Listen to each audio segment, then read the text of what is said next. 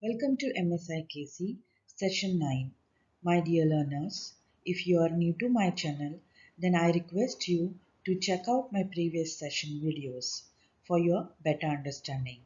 Do not forget to subscribe to my channel, hit the bell icon for further notifications, and if you really like MSIKC classes, then share the link with your family and friends so that they are also benefited with these videos. As I discussed in my last session, today's session is going to be on modal verbs and some related concepts.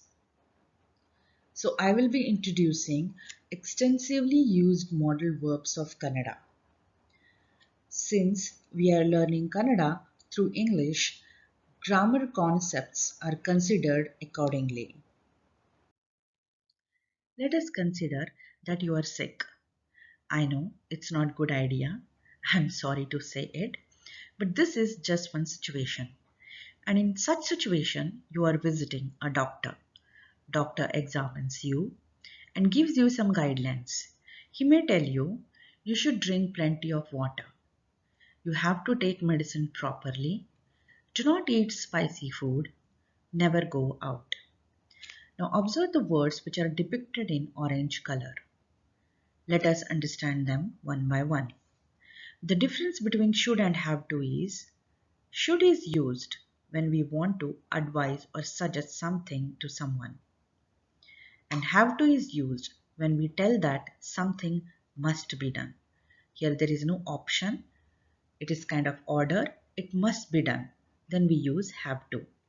But should is just for the advice purpose. The person, whoever listening to you, may accept or may not accept your suggestions. So you are just advising, you are just passing your thoughts or messages. But when you use have to, it's kind of you're ordering the person. Okay. Now, the difference between do not and never is do not is used when we want to advise or suggest not to do something, and never is used when we say something must never be done. Whatever the situation, it must never be done. Okay. Now, how to translate this message to Kannada? The answer is suffix. Yes, there are some suffix that we use which help us to give proper and meaningful messages in Kannada. So these suffixes, we are going to attach them to the original form of verb to give the meaningful message. We are going to see that shortly, but before that, let's see what those suffixes are. For should, we use beku. Regardless of the age and gender, we use this beku. For have to, we use lebeku. Regardless of the age and gender, we use this. For do not, we use beda or bedi. Beda is used for without respect and bedi is used for with respect. For never, the word is lebeda. Lebeda is used for without respect and lebedi is used for with respect. How can we use those suffixes? Let us see. Let us consider OFVs. OFVs means original form of verbs. Now you know that there are three types of OFVs.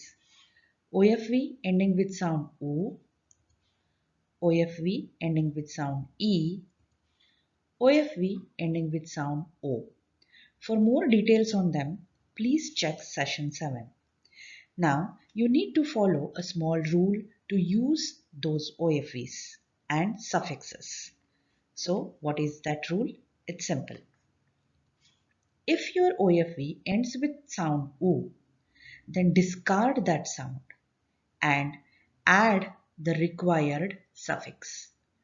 So to get your modal verb, just do OFV plus suffix. And rest of the verb forms remains same.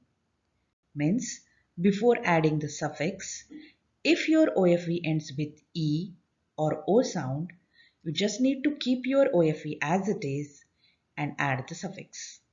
Okay. Now let's see this entire concept with the same example. This is the same example that we used few minutes ago. Now let's try to translate these sentences to Kannada by applying the rule. Rule says OFV plus suffix gives us modal verb. Okay. The first sentence is you should drink plenty of water. Should is the modal verb, and for should we use the suffix in Kannada called beku. Drink is the verb. So our OFV is kudi. Drink in Kannada is called as kudi. Now since it is ending with the sound E, it remains as it is. So kudi plus beku becomes kudi beku. It is ending with the sound E, so we are going to keep this verb as it is. It is a OFV, original form of verb. We are going to keep it as it is. Now we got kudibeku. So the sentence when we translate becomes Neenu sakashtu neeru kudibeku. So Neenu we use if we are addressing the person without respect, and we use Neevu if we are addressing the person with respect. Okay. Now plenty is sakashtu and water is neeru. Okay. Now Neenu sakashtu neeru kudibeku. So observe here Neenu and Neevu. For both of them it is just kudibeku. It means regardless of age and gender, this modal verb remains as it is. Okay. Now you have to take medicine properly is our next sentence. So have to is modal verb, and for have to the suffix we use is lebeku. Okay, and take is the verb, and take in Kannada is called as togo. It is ending with the sound o, so this OFE also remains as it is, and we get the modal verb as togolebeku, right?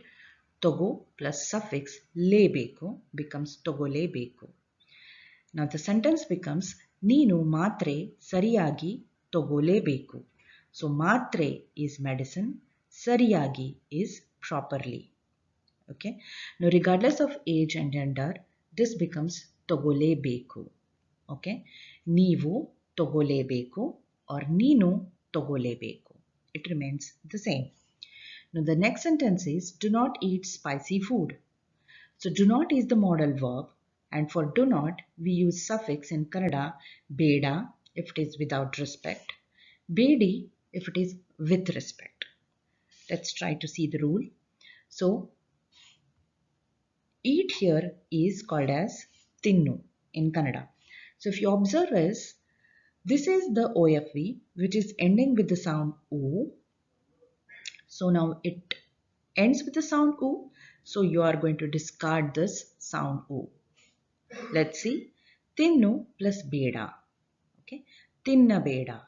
So oo sound has gone and it says tinna beda. Okay. It is not tinnu beda. It is just tinna beda. Okay. And it becomes tinna bedi if you are addressing the person with respect. Okay. So the sentence becomes spicy food tinna bedi with respect. Spicy food tinna beda without respect. Okay. Now the last sentence is never go out. So never is the modal verb, and the suffix in Kannada we use is lebeda or lebedi, and go is verb. So go in Kannada is called as hogu. This is also ending with the sound u. So the rule goes hogu plus lebeda hogalebeda. Okay. If you see u has been discarded. Okay. Now the sentence becomes Harage hogalebedi. Okay. This is with respect. Harage hogalebeda is without respect. So, Harage is out. Okay. Let us try to translate few more English sentences to Kannada. I'll be giving you the description for every sentence. Please listen to the description properly and then try to translate on your own. Pause for a while when you translate and then unpause to check your answer. The first sentence is you should exercise every day. So you are asking here to do something. So do is your verb and your Kannada OFE is madu. So the sentence becomes ನೀವು ಪ್ರತಿದಿನ exercise ಮಾಡಬೇಕು. If you have used ನೀವು everyday exercise ಮಾಡಬೇಕು, that is also okay. Since it is spoken Kannada, you need not to translate every word to Kannada. As far as your pronouns and verbs or modal verbs are okay, you're all good. Now, next sentence is you should drink 8 glasses of water every day. ನೀವು ಪ್ರತಿದಿನ 8 glasses ನೀರು ಕುಡಿಬೇಕು. 8 is the word for 8. You have to exercise every day. The modal verb has changed. It is have to. So first time you used should. Now you have to use have to. ನೀವು ಪ್ರತಿದಿನ exercise ಮಾಡಲೇಬೇಕು. You have to drink 8 glasses of water every day. ನೀವು ಪ್ರತಿದಿನ 8 glasses ನೀರು ಕುಡಿಲೇಬೇಕು. Next one is smoking is not good. Please do not smoke. Smoking ಒಳ್ಳೆಯದಲ್ಲ. So not good is ಒಳ್ಳೆಯದಲ್ಲ. Good is ಒಳ್ಳೆಯದು. Not is ಒಳ್ಳೆಯದಲ್ಲ. Okay. So not, for not we use something called as alla, which has been actually suffixed to the adjective ಒಳ್ಳೆಯದು. So that becomes ಒಳ್ಳೆಯದಲ್ಲ. Okay. Please in Kannada is called as ದಯವಿಟ್ಟು. ದಯವಿಟ್ಟು smoke ಮಾಡಬೇಡ. Okay. Or ಮಾಡಬೇಡಿ. For ಮಾಡಬೇಡಿ, it is with respect. Smoking is not good. Never smoke. Smoking ಒಳ್ಳೆಯದಲ್ಲ. Smoke ಮಾಡಲೇಬೇಡ. It is without respect. If it has to be with respect, then it is ಮಾಡಲೇಬೇಡಿ. Okay. I'll come up with few more modal verbs in my next session, and also you need to work on cases. Okay.